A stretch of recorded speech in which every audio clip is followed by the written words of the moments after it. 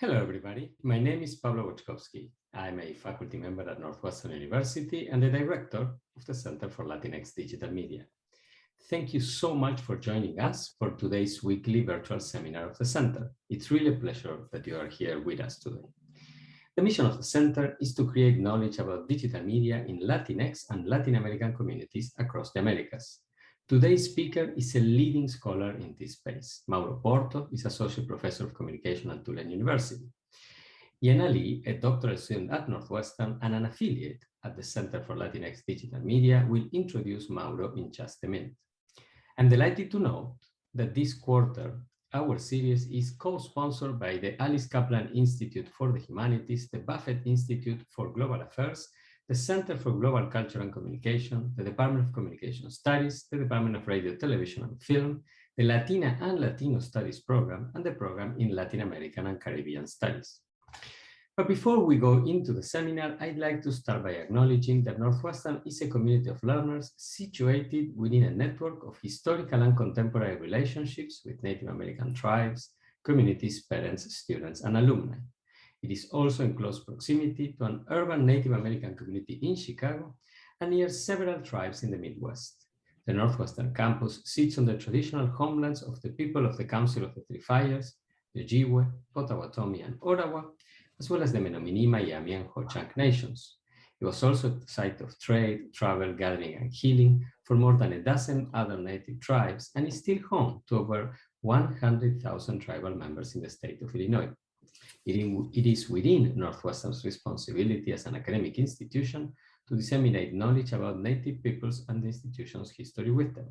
Consistent with the university's commitment to diversity and inclusion, Northwestern works towards building relationships with Native American communities through academic pursuits, partnerships, historical recognitions, community service, and enrollment efforts. Let me say briefly about how the seminar will unfold. First, Yena will tell us more about Mauro's research and career in just a minute. Then Mauro will deliver his seminar. After that, we will open for questions. Please enter your questions in the Q&A function of the webinar. Yena will moderate. At the end, we will deliver some closing remarks. Once again, many thanks for joining us. And without further ado, Yena, the stage or the screen is all yours. Thank you, Professor Bogacki, for giving me the opportunity to present Dr. Mauro Porto.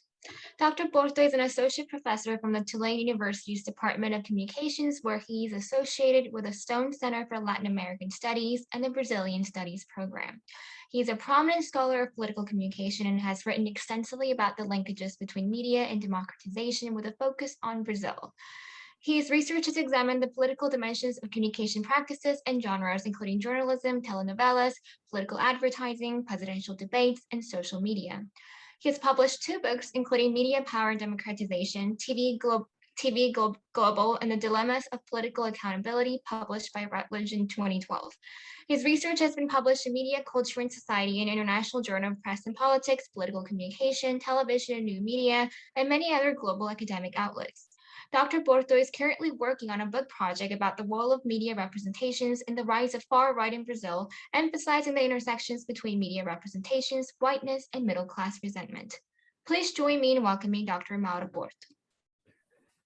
Thank you so much, Yena and Pablo, for the kind introduction. I would like to thank the Center for the invitation and say that it's a privilege to be here and be part of the conversations that the Center has been built over the years. I'm very happy to be here. So let me start by sharing some slides.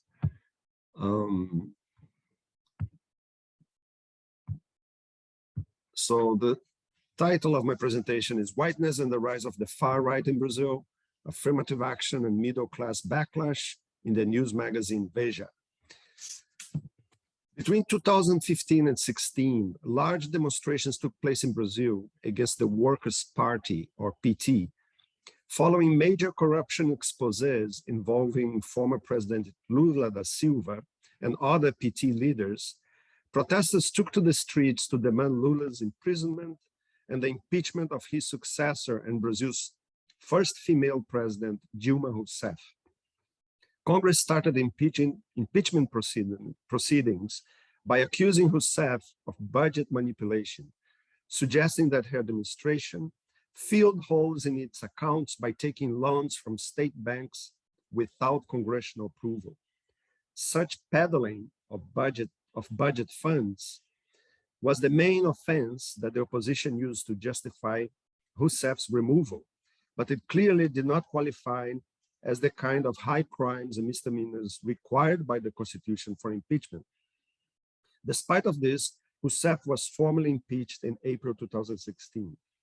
Surveys conducted with protesters showed that the white middle class was the central protagonist of the conservative revolt that led to the pro-impeachment movement.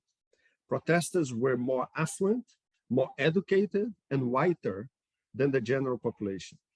One surveys with demonstrators in São Paulo, Brazil's largest city, identified key elements of the racial and class composition of the conservative revolt. One indicator is college diploma, a significant marker of middle-class status in Brazil. While 28% of São Paulo's population had higher education, the average in the pro-impeachment demonstrations was 77%. Demonstrators were also overwhelmingly white.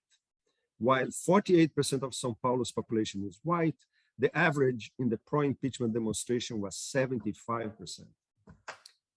With the PT removed from the presidency through a parliamentarian coup, an alliance between political elites, the car wash anti-corruption operation, and the mainstream media proceeded to prevent Lula from running for president in 2018. Lula was convicted of corruption and was detained in April 2018, spending the next 580 days in jail. With Lula unable to run, former army officer and far-right politician Jair Bolsonaro emerged as the front runner. In his 7 terms in Congress as a member of the Chamber of Deputies, Bolsonaro had distinguished himself for his homophobia, misogyny, racism, and support for the brutal human rights violations that took place during the military dictatorship. The conservative revolt of the white middle class culminated with the election of Bolsonaro, who won the second round of the 2018 election with 55% of the valid votes.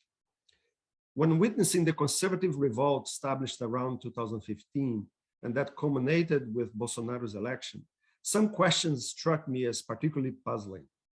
How could the Brazilian middle class, including people in my family and friendship networks, support with such enthusiasm a political leader that was so openly authoritarian? What was the source of the anger and resentment?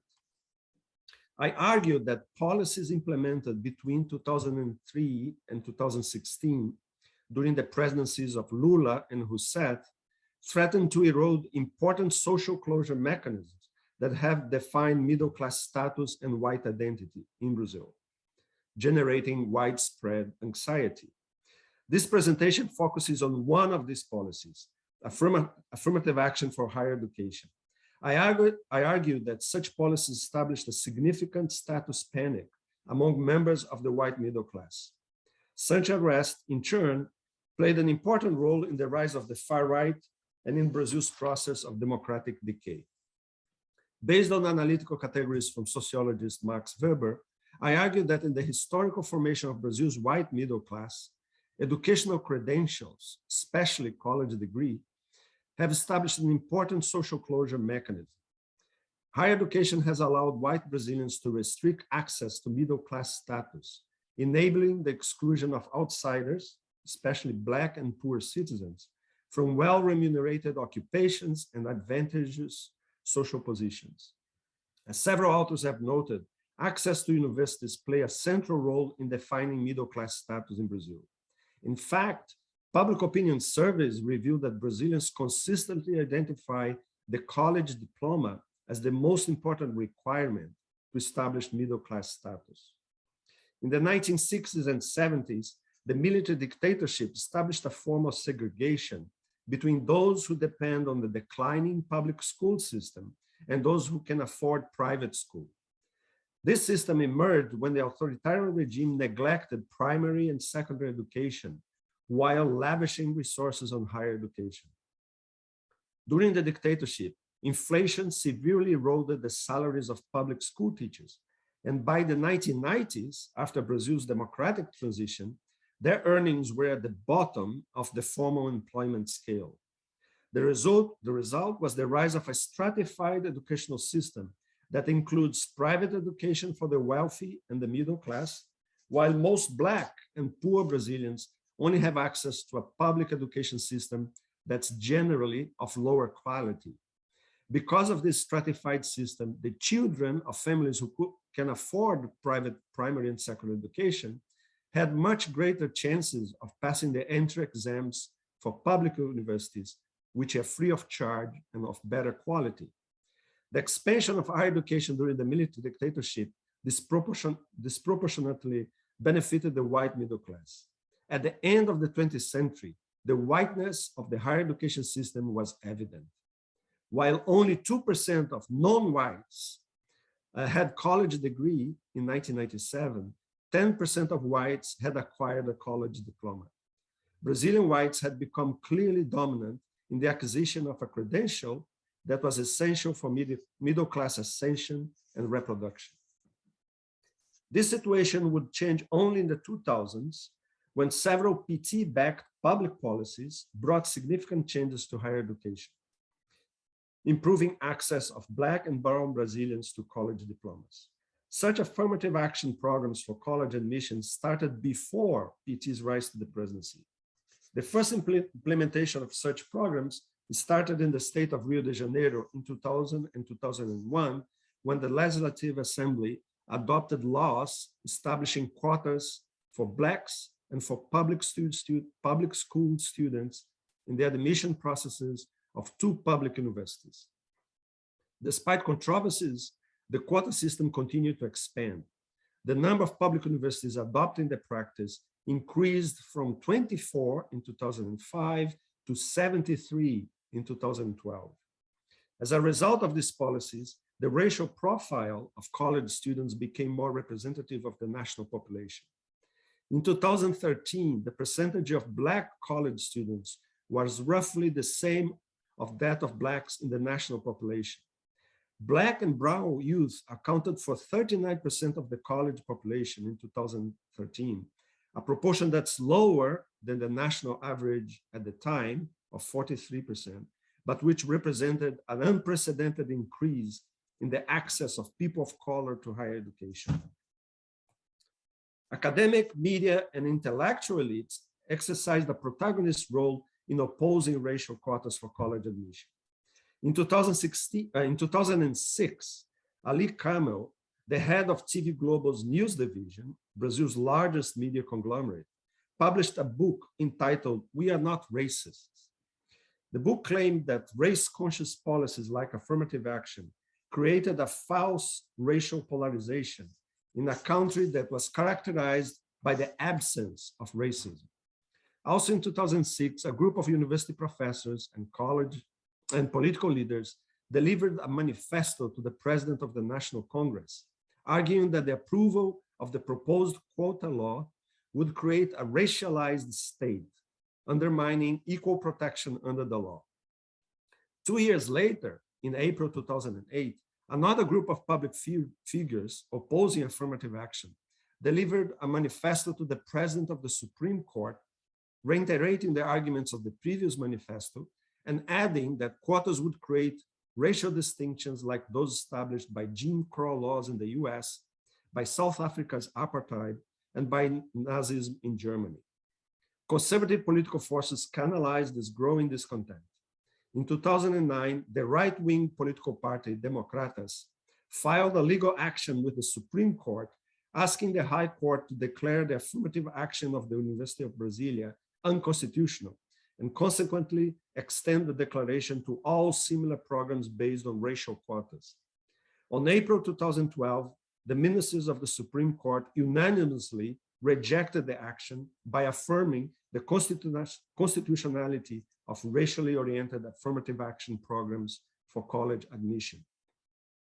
With the constitutionality issue resolved, Congress proceeded to pass legislation aimed at regulating affirmative action programs.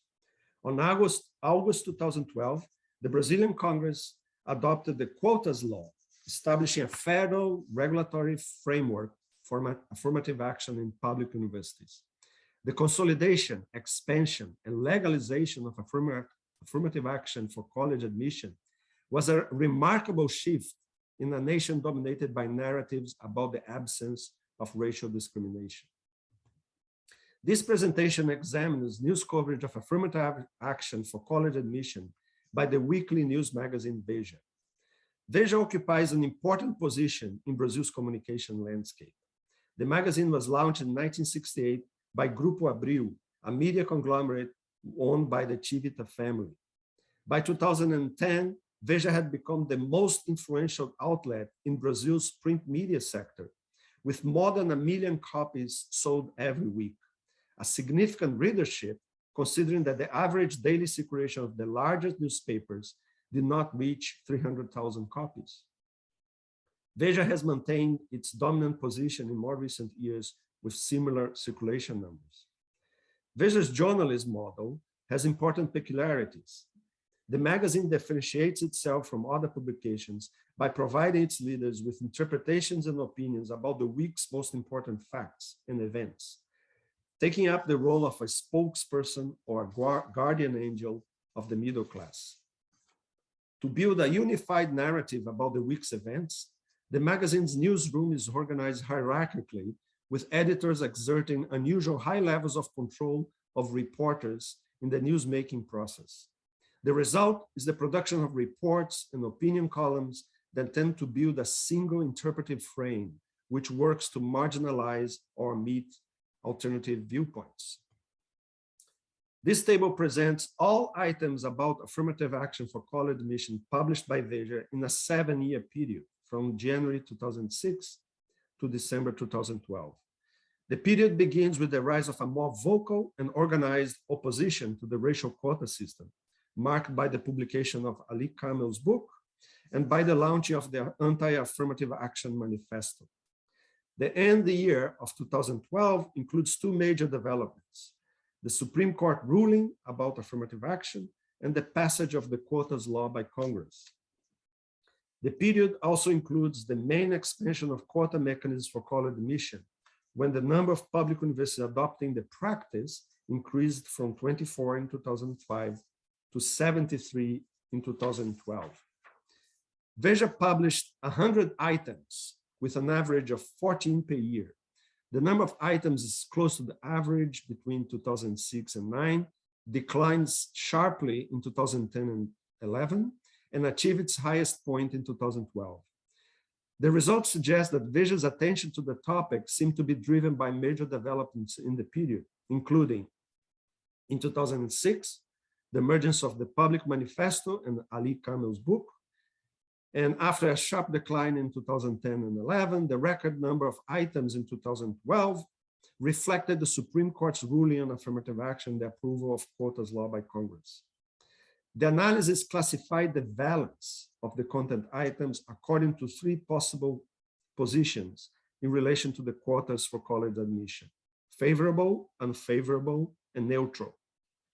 Of the 100 items, 85 had a negative valence, 9 had a neutral one, and only 6 items had a positive valence. These results confirm the findings of several studies that point to the biased nature of news coverage of affirmative action in Brazil. In the specific case of Veja, Verônica Daflon and João Feres report similar results for an earlier period, with 77% of the items presenting a negative valence about racial quotas. Having outlined the main trends in Veja's treatment of quotas, the next sections of this presentation develop a closer textual analysis of content items on the subject printed by the magazine between 2006 and 2012. I start with Veja's refusal to acknowledge a history of white privilege and racial discrimination. The magazine consistently downplays the significance of race and racial inequality in Brazilian society and history. Even the brutal legacy of slavery is downplayed. Opposing the notion of reparations, columnist Roberto Pompeu de Toledo writes that since some Black and brown Brazilians also owned slaves, compensation for the injustices of servitude did not make sense. Columnist J.R. Guzzo wrote that Brazil never had a racial problem, and that's probably the world's least racist country. The privileged perspective provided by Whiteness enables Veja to suppress the notion of structural advantage and to discuss racial inequality instead as an individual level attitudinal phenomenon. Lamenting the passage of the Quotas law by the Brazilian Congress, columnist Gustavo Iosquipi writes, "My father's family arrived in Brazil completely empty-handed in the beginning of the 20th century.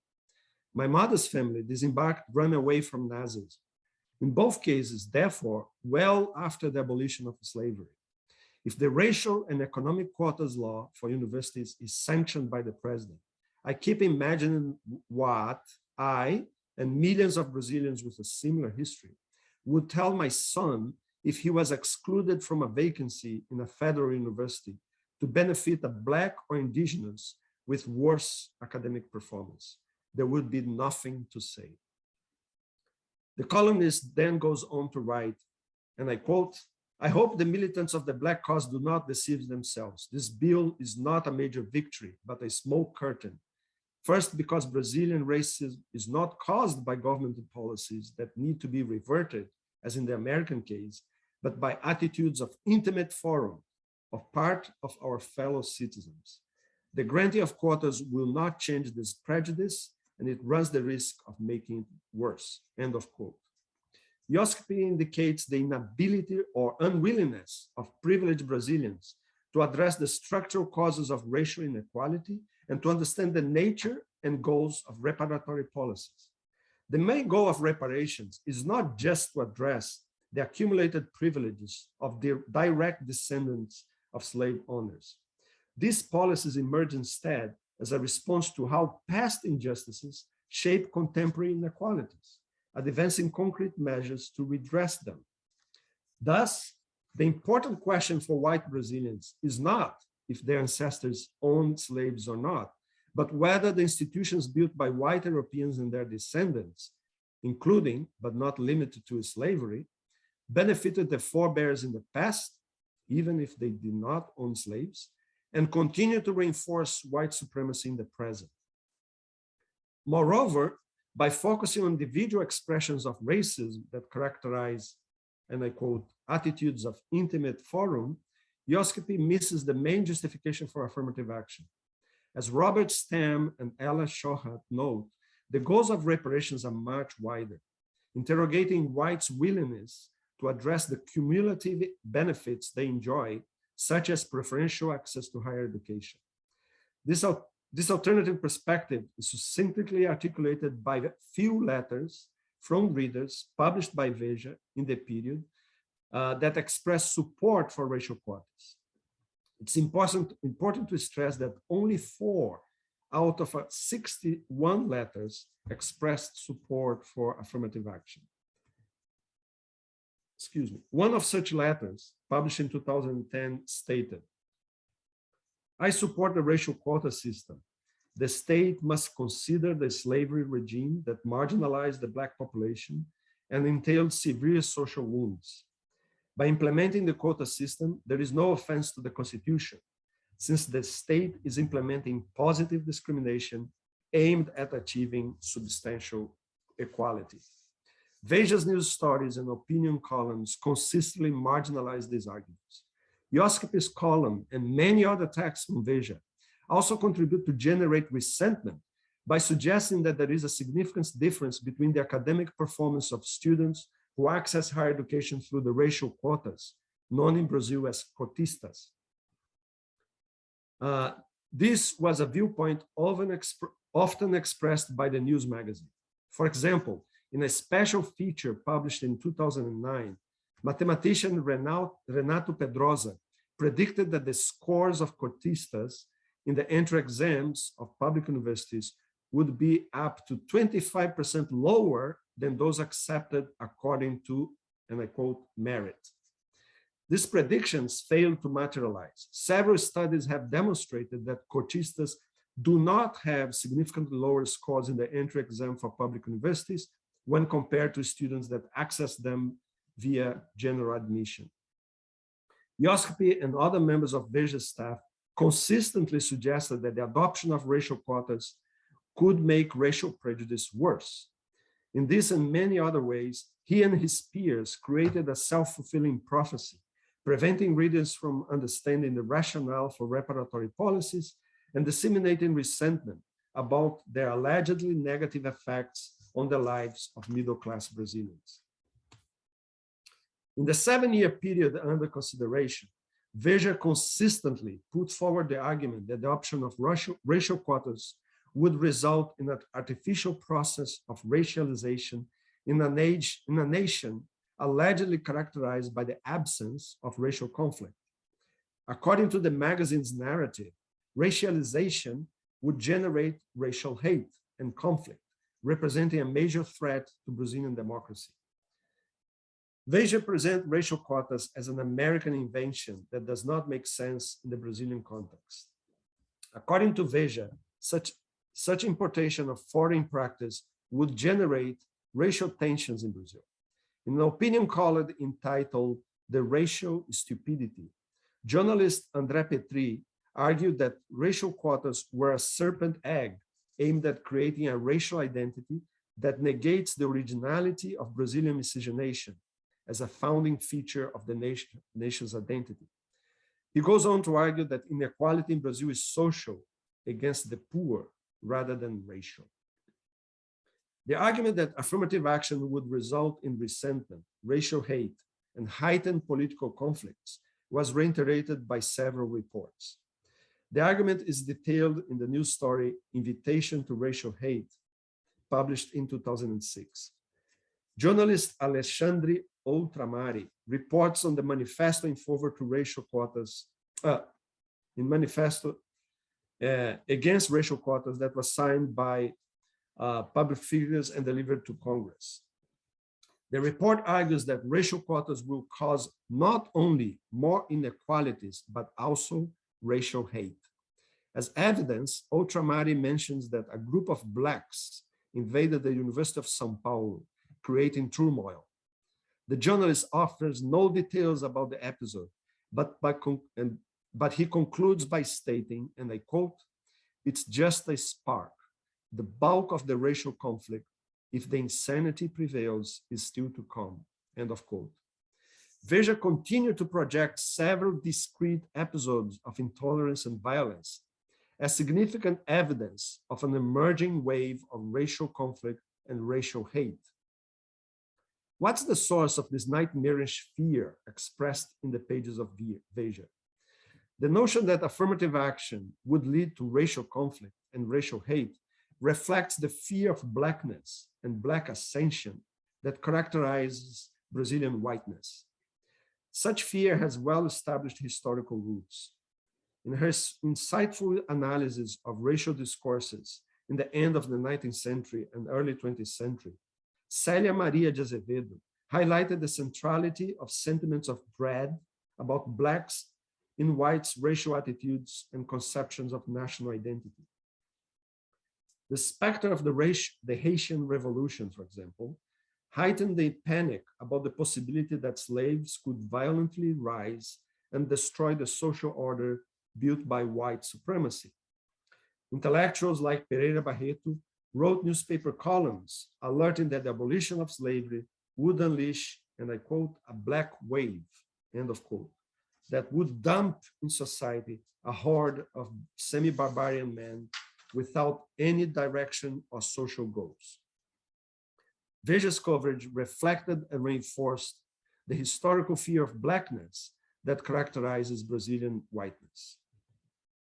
Veja's coverage of affirmative action reflected also a white gaze, a privileged viewpoint built by a predominantly white staff. All the columnists who wrote about racial quotas in the period of analysis were white. The racial profile of Veja journalists is harder to establish. Contrary to opinion columns, reports are not accompanied by a picture of the authors. However, I was unable to identify a journalist of color in the news coverage of racial quotas in the period of analysis. Veja's productions of news and opinion about racial quotas was dominated by white journalists, editors, and columnists. While maintaining a blind eye to the lived experiences of people of color and to the arguments of affirmative action proponents, the pervasive whiteness of Veja's staff often leads to a narrative that frames the debate about affirmative action from the social perspective of the white middle class.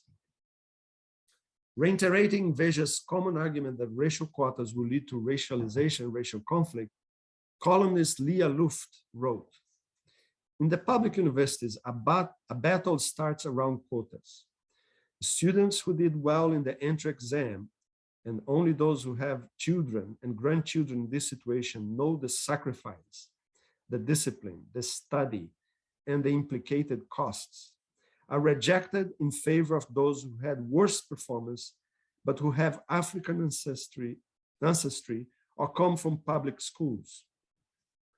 And the others, the poor whites, those with modest background of Portuguese, Italian, Polish, German ancestry, or whatever, whose parents struggle hard to give them housing, health, education." End of quote. The column is written from the perspective of a white parent whose son or daughter did not pass the entry exam for admission in a public university. This is not only the perspective of the writer, but also of her implied readers, those who have had children and grandchildren in this situation.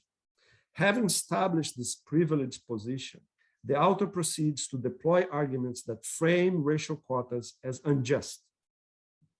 She suggests an equivalence between people of African ancestry and the descendants of white Europeans. The argument was repeated by Luft 4 years later in a column that also asks why the descendants of white Europeans do not have the same rights of people of color. Both columns point to Veja's blindness in relation to the violent and oppressive history of Brazilian racial relations. The columnist also maintains that students who did well in the entry exam are replaced by those with lower academic performance. But as previously noted, quotistas do not have significantly lower scores in the entry exams for public universities when compared to students that access them via general admission. When framing quotas as unjust, Luft's column also advances an implied opposition between family of students with good academic performance who failed the entry universities, who are predominantly white, and families of students who enter the universities via social or racial quotas, who are predominantly Black and brown. Luft writes of sacrifice, struggle, discipline, and study when referring to white families whose children are allegedly rejected by public universities because of racial quotas. Such framing implicitly suggests that the families of quotistas are not characterized by the same qualities. Another element of Luft's argument that reveals a white middle-class subjectivity is the emphasis on implicated costs and the provision of education. She's talking about families of students who do not pass the entry exam of public university. These expressions are implicit references to the stratified educational system that for a long time has allowed white, middle, and upper class Brazilians to largely monopolize access to higher education. As we have seen, the children of families who can afford private and expensive elementary and high schools have much greater chances of entering public universities, which are free of charge and of better quality. This privilege is at the core of Luft's denunciation of the allegedly unfairness of the racial quotas. Her complaint points to the fact that the financial investment in the provision of private education by upper and middle class families will no longer guarantee access to public universities due to the implementation of affirmative action. Luft's column points to the process by which Veja expressed and gave new meanings to the status panic that emerged in the middle class when traditional mechanisms of social closure were eroded by the rise of racial conscious policies. After identifying 7 years of a one-sided and negative coverage of racial quotas, I was surprised to see the cover of Veja's issue published on August 16, 2017. The cover includes the headline, "Quotas Headway," which was accompanied by the text, I quote, "To evaluate the policy that opens university to Blacks and the poor, Veja examined a dozen studies and researched the performance of 300 graduates, and the result is surprising," end of quote. The editorial published in the same issue explains why the cover used an altered version of Tarsila do Amaral 1933 painting as background. Amaral's original painting was called Operários, Workers, and highlights the diverse racial and ethnic background of a group of factory workers. Veja's cover adds college graduation caps to the heads of some of the workers. According to the editorial, the goal was to show that 8 decades later, Amaral could have portrayed some Brazilians of modest background as college graduates. The editorial then states, and I quote, "The change in the landscape is the result of the adoption of the policy of social and racial quotas that was implemented in the country in the last 15 years, with the goal of opening public university to Black, brown, indigenous, and poor Brazilians, and which was just adopted by the University of São Paulo, the best in Brazil," end of quote. The editorial argues that it's now possible to evaluate the policy, and the conclusion of the feature story, published in the same issue, is very clear. The arguments that quotas would undermine the quality of our higher education, increase dropout rates, and worsen racial conflicts have proven to be myths. It also admits that quotas achievements are a good reason to commemorate in a country with few positive news. It highlights that from the 1 million students enrolled in public university at the time, 430,000 of them were accepted through quotas, a mass of young people that would otherwise never be able to obtain a college diploma. After recognizing all these positive outcomes of affirmative action, Veja editorial goes on to argue, and I quote, "Having said that, it's important to not miss the fact that the quotas policy is not a good solution. In fact, it's regrettable that it was adopted. After all, its implementation is a clear demonstration of Brazil's profound ethnic and social inequality. The quotas, social or racial, are therefore a shortcut to compensate for a wrong turn." The editorial continued. It said, "What's desirable is that they become temporary and that in their place, the country opens quality schools to everyone, Blacks and whites, wealthy and poor, so that opportunities are the same to everyone." Veja's turnaround in its coverage about racial quotas is remarkable for several reasons. The magazine reveals its hypocrisy, remaining silent about and omitting its own role in the dissemination of myths that have proven to be false and that played a significant role in the process of democratic decay that emerged around 2015, and that was fully underway when the 2017 issue was published. Veja's cover, editorial, and report do not mention or acknowledge the blatant one-sided and negative coverage that the news magazine provided to its readers in its first 15 years of affirmative action in higher education. It also does not consider the significant political consequences of this coverage, including the dissemination of anxieties and resentment among its overwhelmingly white middle-class readership. The mea culpa also demonstrated the pervasiveness of Veja's whiteness. It's the ideology of whiteness that allows Veja to define the adoption of quotas as regrettable and wrong, even in the face of a long list of robust evidence that demonstrates its positive outcomes. The results of the textual analysis show that journalism often operates in ways that reflect and reinforce whiteness as an ideological perspective. The overwhelmingly white staff of the news magazine Veja not only offered its predominantly white middle-class audience a one-sided and negative coverage of affirmative action in higher education, but it also articulated and strongly defended key foundations of white identity. It enhanced white privilege by denying the presence or significance of race and racial inequality in Brazil. It drew on whites' historical fear of Blackness and Black ascension by creating a moral panic about the conflicts, violence, and totalitarian tendencies that would allegedly accompany the adoption of reparatory policies.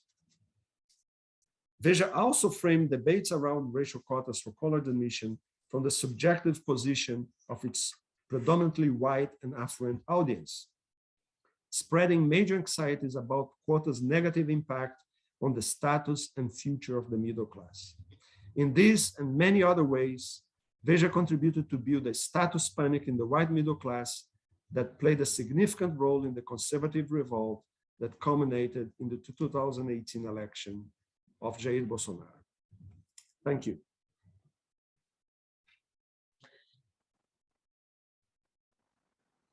Thank you, Professor Mauro. That was such a compelling analysis on using Veja as an analytical lens to study sort of this sentiment, anti-Black sentiment, white fragility that fueled this conservative movement against affirmative action. Thank you so much for your talk. I'm sure that many in the audiences were inspired by Professor Porto's talk to ask questions. Here's a reminder that you should use the Q&A function to leave your questions. As we're waiting for the questions to roll in, I do have a few questions I'd like to ask you. First is, so dominance of Veja. I'd like to know how such a conservative media became a spokesperson, a favorite sort of magazine for the informed audience. And is there sort of the pipeline of sort of capitalist entrepreneurial connections pipeline that fueled this rise of Veja and made it sort of the dominant media platform venue for the audience in Brazil? Thank you, Anna. That's a great question. Veja was launched in '68, but it really becomes a dominant news outlet after the return of democracy, not in the period of democratic transition at the end of the military dictatorship. Veja actively embraced the campaign for direct elections to president in 1984, that when Brazilians organized massive demonstrations demand the return of democracy. So Veja identified itself with this growing movement, pro-democracy movement, which was led again by the urban middle class. And in doing so, in all this period of economic and political crises of the 80s and 90s, characterized by hyperinflation and economic stagnation, Veja played this role of being the spokesperson of the middle class. And for anyone interested in this, there is a wonderful book by Maureen O'Doherty called Consumption Intensified, The Politics of Middle Class Daily Life in Brazil, where she analyzes this period of the 80s and 90s and shows how this Veja builds this strong with its predominantly middle class audience. So yes, it's one of the media groups that grew as a news source, by building this strong political and social identification with the urban middle class that was increasingly mobilizing politically in Brazil. Thank you so much. A quick follow-up question would be, then what may have caused Veja to publish this research in 2017, sort of as a mea culpa sort of way to acknowledge that, affirmative action was indeed effective to some degree. Yeah, I have the same question. And I would love to interview Veja editors and staff to learn more about it. But what was striking about that issue to me was not only the publishing of research and studies about the positive outcomes of affirmative action, but was also what's striking is that even in the face of that overwhelming positive evidence, Veja insists that it was it was incorrect policy, right? So, and I argue that what allows Veja to build that kind of argument is exactly its attachment to whiteness as an ideological perspective, right? Even in the face of overwhelmingly positive evidence, Veja reaffirms its commitment to white identity in ways that are quite striking. Thank you so much for your response. Our one of our center's affiliates, Facundo, has a question to ask you. Mm-hmm. Thank you, Yena. Thank you, Dr. Porto, for this great presentation. When I was listening to you, I was thinking in classic text of Roberto da Mata, and the phrase, the common phrase about like, você sabe con quién está falando. And inspired by this like classic text, I was thinking in the relationship between like class and race, and how in the analysis and how like we can make sense of like the struggle between those very like structural dimensions, and to what extent we may say that something is related to race, but on the other extent, how like class sort of like intertwine the way that race in a country like Brazil, but also like I was also thinking in comparison with Argentina, how like these two dimensions could be like intertwined, and how like as you researcher, as like when you were like doing the fieldwork, how you sort of like separate like this or like put together to like to come up with something like bigger and more like powerful in some sense, like to help to explain your findings. So I don't know if that question makes any sense, but sorry. Yeah, it makes a lot of sense. So what I presented here is part of one of the 5 chapters of the book. So the book goes in much more detail about the intersection of class and race in the Brazilian case, right? And especially develops this argument that it's absolutely impossible to separate racial and class hierarchies in the Brazilian case, right? This is usually done in terms of highlighting the correlation between Blackness and poverty in Brazil. But I argue on the other side is, if you look at the top of the social hierarchy, right? The Brazilian middle class evolved in a way that was racialized from the start. So there is a great book about the early history of Brazil's middle class by Brian Wensby.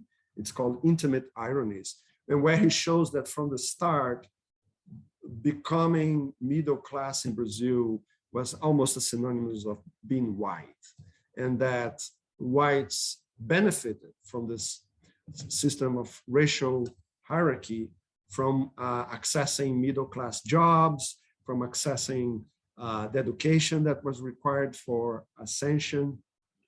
So, and that interlocking of class and race can be seen in many spheres in Brazil. And one of the aspects that the book looks at is another cause of anxiety in Brazil's middle class in this period is the relative social ascension of Black and brown Brazilians when inequality levels and poverty levels decreased under some innovative policies like the family grant, Bolsa Familia, with the increase of the real value of the minimum wage.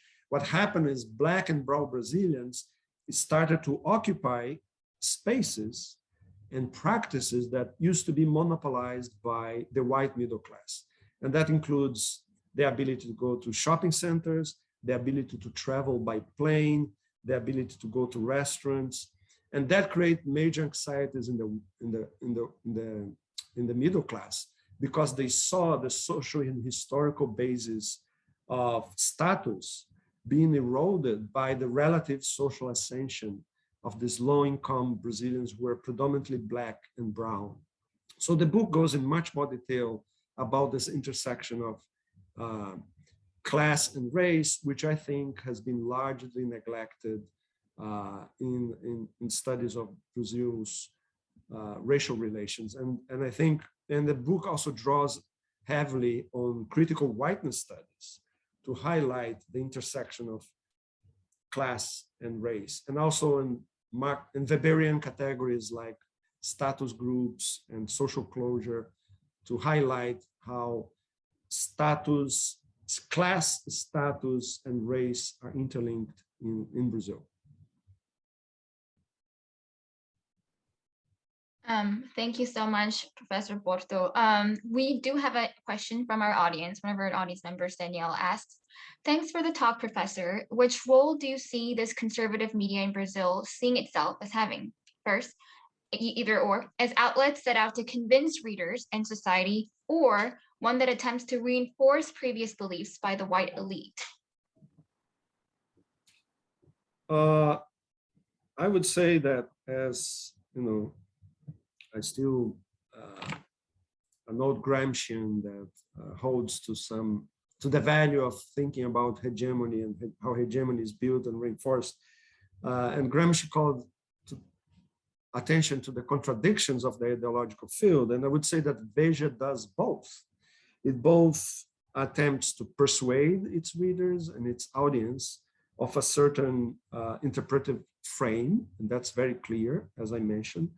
But also it draws on a stock of values and beliefs that precedes Veja's own existence, right? And in that regard, it reinforces whiteness that has been historically as constructed over history as an ideological perspective.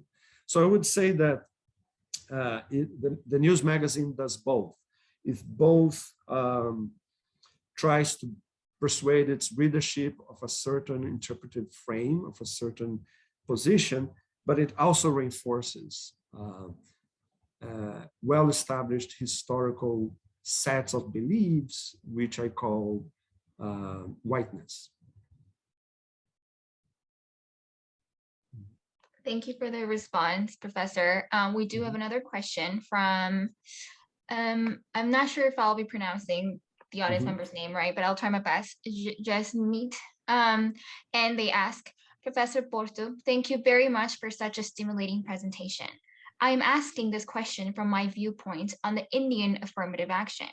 The arguments that you discussed at Veja today against affirmative action are so similar to what we have been hearing about for decades in India.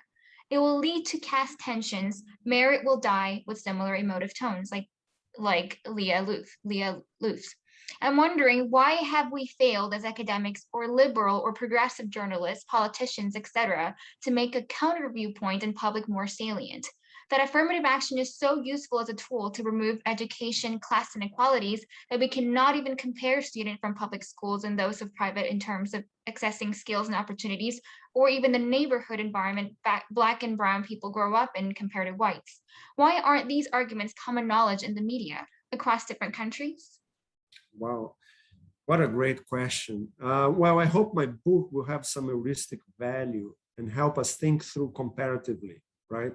And what the question points is to similarities and in terms of the rise of the far right all over the world, right? Not only in Brazil, but we have seen the rise of Hindu nationalism in India and of conservative movements all over the country. So it would be exciting to do a comparative study and see how the media's reaction to affirmative action programs around the globe have contributed to this global rise of the far right. And that would be an exciting research project. And of course, the question is extremely thought-provoking, and I hope that the book will have some heuristic value that will allow other scholars to pursue similar projects. On the other, another interesting aspect of the question is what has prevented scholars from understanding and even predicting this rise of the far right has to do with the whiteness of academia itself and my own whiteness, right? So for a long time, I have been unable to investigate these issues because one of the ideological powers of whiteness is that it renders itself invisible. So white academics tend not to think of themselves as a racial identity, right? Or raise questions about white identity in the same way that other scholars do. So I think engaging with critical whiteness studies would be very positive for academia, for raising new kinds of questions that we have been neglecting. These are such great questions. Thank you, Professor Porto, for your answers that are so insightful. Danielle has a follow-up question. Another question is, Veja is considered as the main magazine in Brazil, as representative of big media, but Bolsonaristas also consider big media as enemies of Bolsonaro. How do you see this tension? Yeah, I'm not saying it's a complicated question because it entails an explanation of Bolsonarismo as a political movement. And she's absolutely right. As in other parts of the world, part of the far-right rhetoric is a rhetoric against mainstream institutions, including the mainstream media, fake news. And so Bolsonaristas relied on other forms of media and technology. WhatsApp played a significant role in the articulation of Bolsonarismo as a political movement, digital platforms. However, what is important here is that to understand the roots of the conservative revolt and to understand how it was built historically over a period of time, you have to understand the role of the mainstream media. So Veja provided powerful, pervasive, interpretive frames that allow the middle class to interpret political change in particular ways. And that has been, even though there are breaks, Bolsonaro relies more on more partisan media outlets like Rede Record and other that's owned by an evangelical church, rather than with the mainstream media. But that doesn't mean that the mainstream media still do not have the ability to shape the mainstream hegemonic currents in Brazilian politics. All right, thank you very much, Mauro. This was a fascinating talk, truly fascinating talk on a very important topic with incredible comparative potential, not only global potential, but comparative potential. So thank you for sharing your new research with us. Thank you to Iena for impeccable moderation and presentation, to the audience for great questions and for staying with us through the end. And so I want to invite everybody to join us again next week for another seminar of the Center for Latinx Digital Media. Thank you very much again. Thank you very much. It was a pleasure.